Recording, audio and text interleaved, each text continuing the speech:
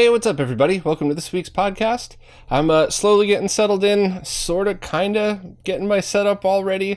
I have a camera mounted to the wall. I still have the boom mic kind of just dangling here. I'll have to figure out something else for that at some point, but hopefully it's all coming together. So anyway, let's jump in and see what we got this week.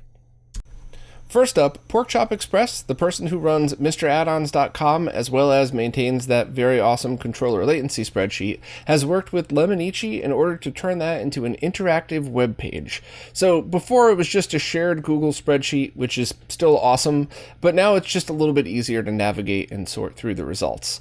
And if anybody's unaware, this is a database of controller latency. And while they use the MR platform in order to take these measurements, it's actually nothing to do with the MR other than that's the measurement tool. This is just strictly a controller latency test, and it's one of the most accurate I've ever seen, and way more efficient. The way I usually do it is with my 1000 frame per second camera, and to take 10 readings takes like an hour. You know, by the time you sort through, you slow it down, you count the frames, whereas this is way more efficient and probably more accurate. You know, not probably, definitely, because it's down to the microsecond, whereas I could get it down within a few milliseconds. So this is definitely a very awesome tool for anybody looking to purchase new controllers.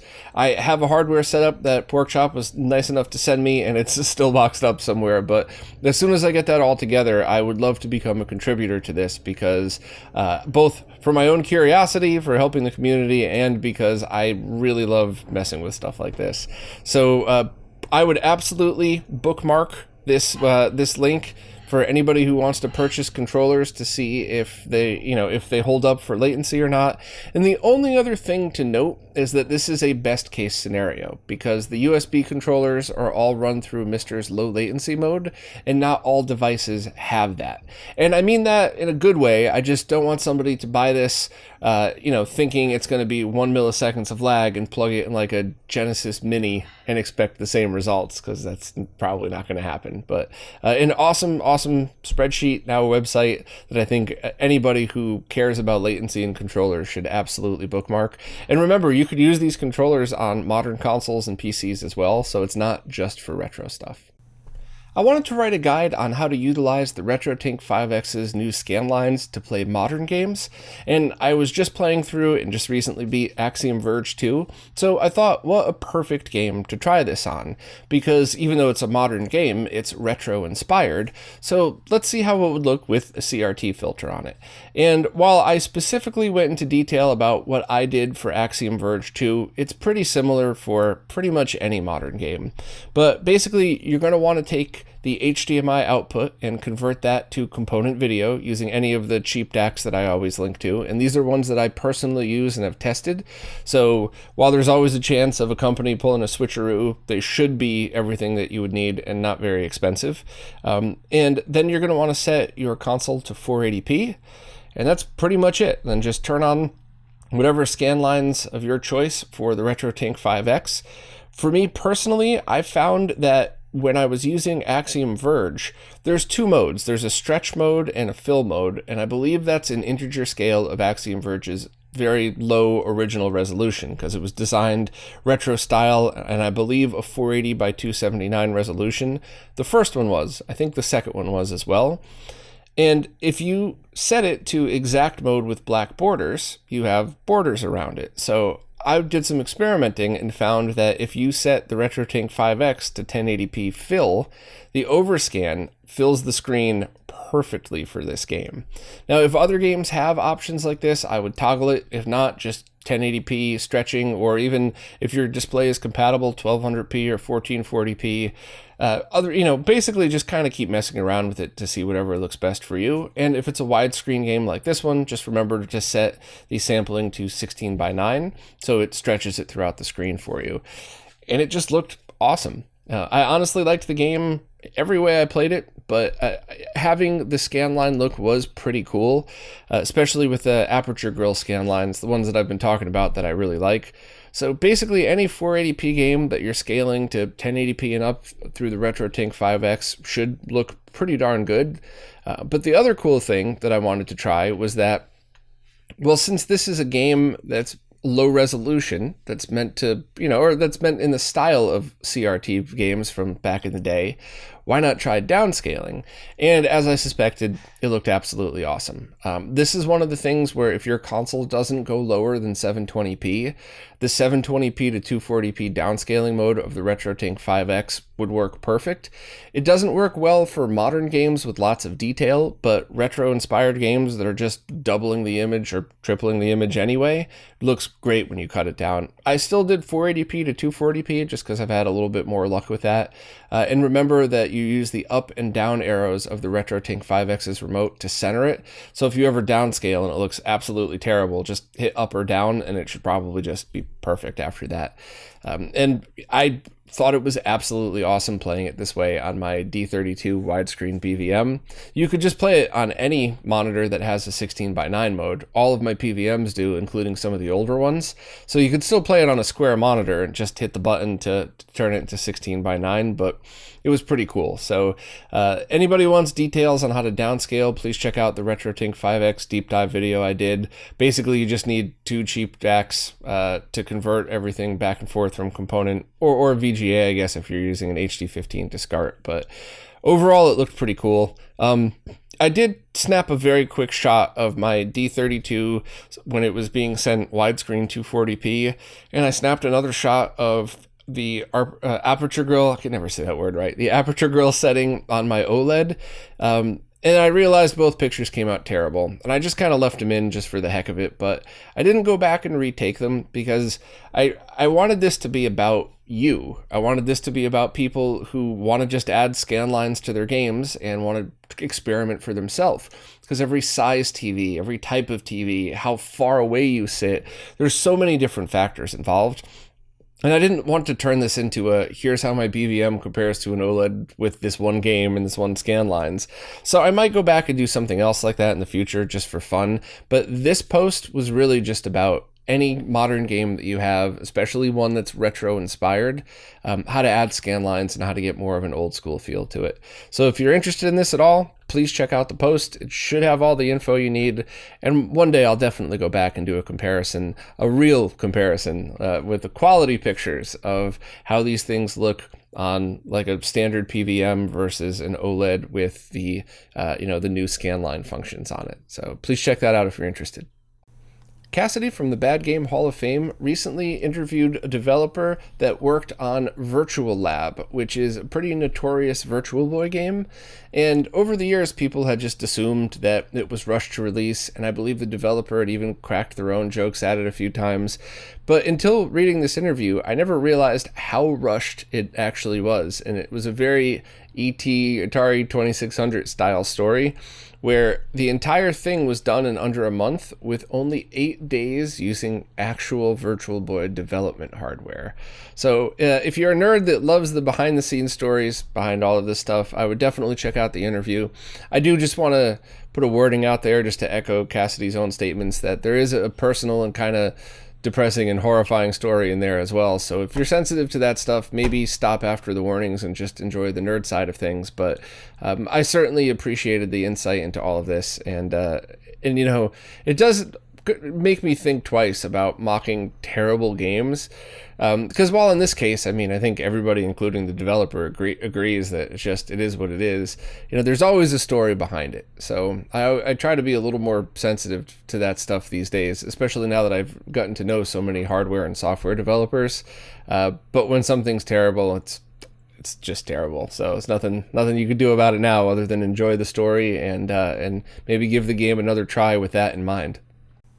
Kevin Mellett has just opened another round of pre-orders on a rechargeable battery pack for the Wonderswan handheld console, and this is the second batch that he's doing. The first batch sold out pretty quickly, and they're already shipping to customers.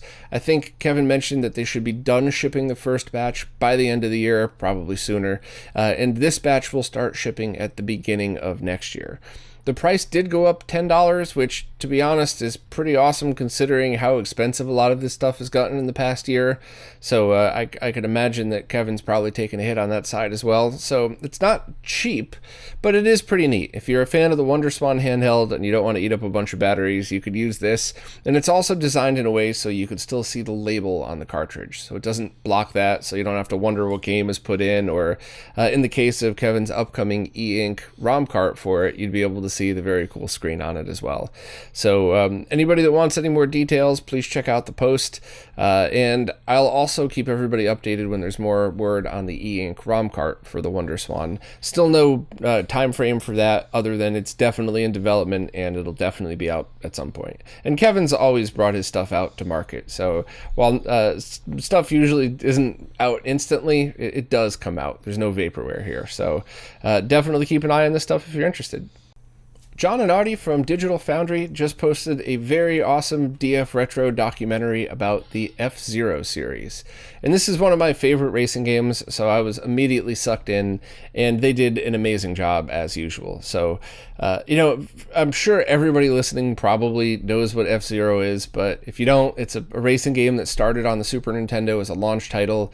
It was an awesome launch title, and that version is still a game that I always play whenever I need to test anything, or wherever I want to just kill a few minutes racing. I always end up playing F-Zero because it's a ton of fun and it looks great on all different types of displays.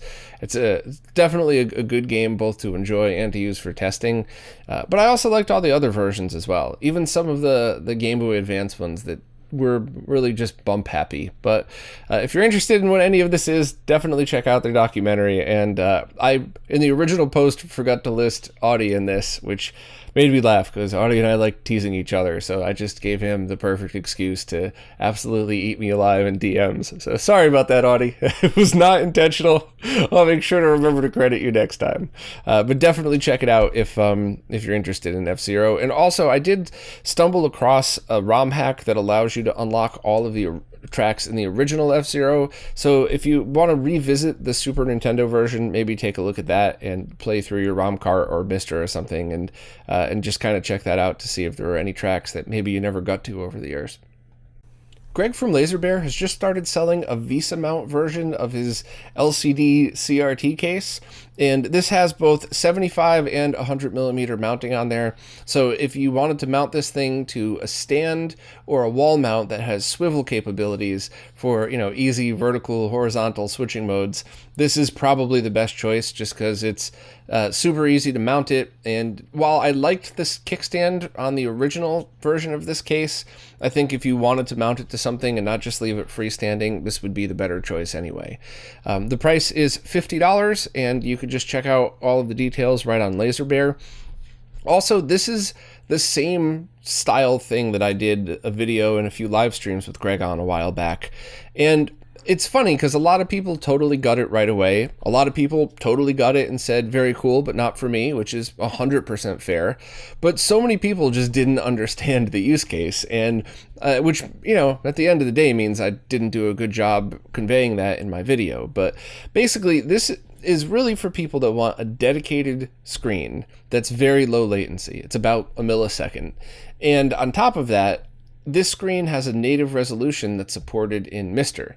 So if you want a dedicated small screen for your Mister that's low lag and could easily flip to vertical and horizontal orientation for different type of shooters and other games, this is a really awesome choice.